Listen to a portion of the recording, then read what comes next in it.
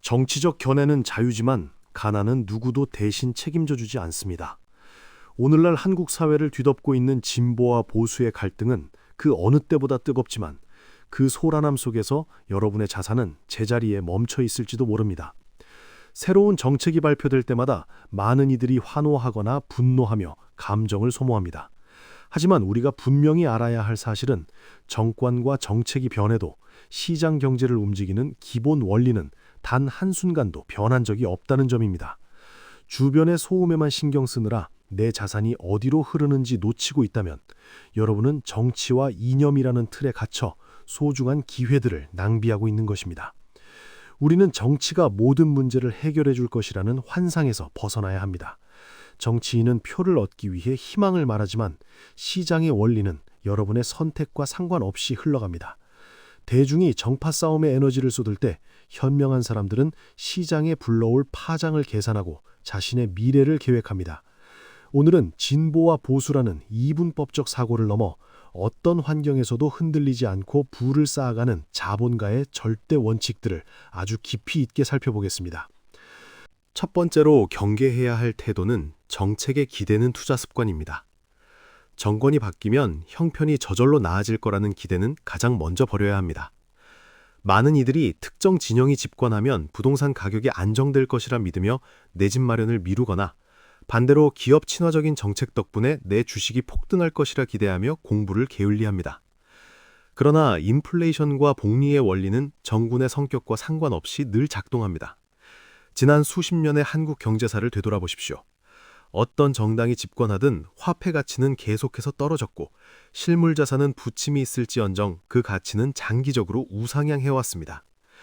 대통령 임기 5년은 사회의 겉모습을 바꿀 수 있겠지만 시장의 본질적인 흐름까지 바꾸지는 못합니다. 나에게 완벽하게 유리한 정책이 나오길 기다리는 동안 시간이라는 가장 귀한 자산은 여러분 곁을 떠나갑니다.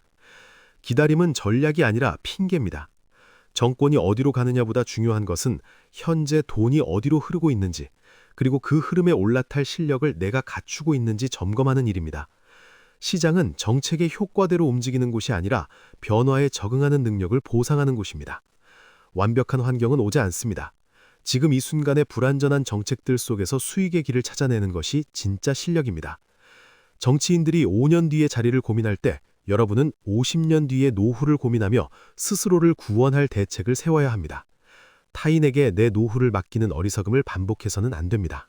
두 번째는 돈은 나의 정의로움과 관계없다는 사실입니다. 특정 정책이 옳지 않다거나 불공평하다고 비판하며 시장을 떠날 때 돈은 주인의 신념이 얼마나 고결한지 따지지 않습니다. 자본가는 정책을 도덕적인 잣대로 평가하기보다 자산의 흐름을 파악하는 도구로 활용합니다. 진보 정권이 들어서서 특정 분야의 규제가 강해지면 그것은 원망할 것이 아니라 그 안에서 공급이 부족해져 가치가 높아질 자산을 찾아내야 합니다. 규제는 누군가에게는 장벽이지만 중비된 이에게는 경쟁자를 걸러내주는 역할을 하기도 합니다. 반대로 보수 정권이 규제를 완화하면 그 틈을 타고 돈이 몰릴 경로를 미리 내다보고 길목을 지켜야 합니다. 어떤 정치 진영이 승리하든 그들이 내놓는 정책은 반드시 시장의 반응을 일으키며 누군가에게는 위기가 되고 준비된 이에게는 기회가 됩니다. 투자의 성패는 내 정치적 신념이 옳다는 것을 증명하는 데 있지 않습니다. 시장의 변화를 냉정하게 인정하고 그 안에서 최선의 생존 전략을 짜는 유연함에 있습니다. 자본의 논리는 냉정합니다. 이 차가운 논리를 이해하는 사람만이 뜨거운 정치적 논쟁 속에서도 자기 자산을 지켜내고 증식시킬 수 있습니다. 정치가 정의와 형평을 논하며 시간을 보낼 때 자본가는 실익을 계산하며 내실을 다져야 합니다. 내 주머니가 비어 있다면 그 어떤 정의도 지키기 어렵다는 현실을 깨달으십시오. 경제적 실력을 갖추는 것이야말로 내 신념을 지키는 가장 강력한 수단이 됩니다. 세 번째는 착한 가난보다 당당한 부를 선택하는 것입니다.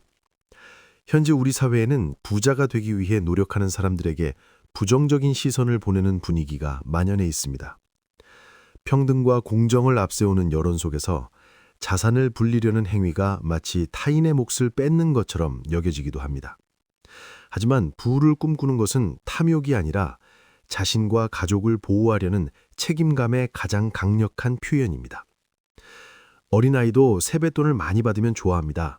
가난을 숭고하게 보장하는 사회적 분위기에 휩쓸리지 마십시오.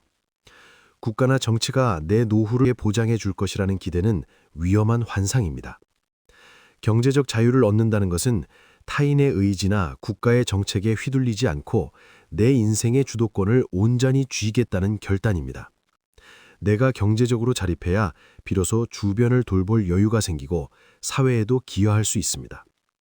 부를 향한 갈망을 부끄러워하지 마십시오. 오히려 정당한 노력을 통해 자산을 불려가는 과정에서 나와 내 가족을 지킬 힘을 얻게 됩니다. 남들의 시선에 갇혀 부의 기회를 스스로 발로 차는 어리석음을 범하지 마십시오. 정직한 방법으로 자산을 형성하는 것은 시민으로서 할 수 있는 가장 적극적인 애국이자 자기 존중입니다.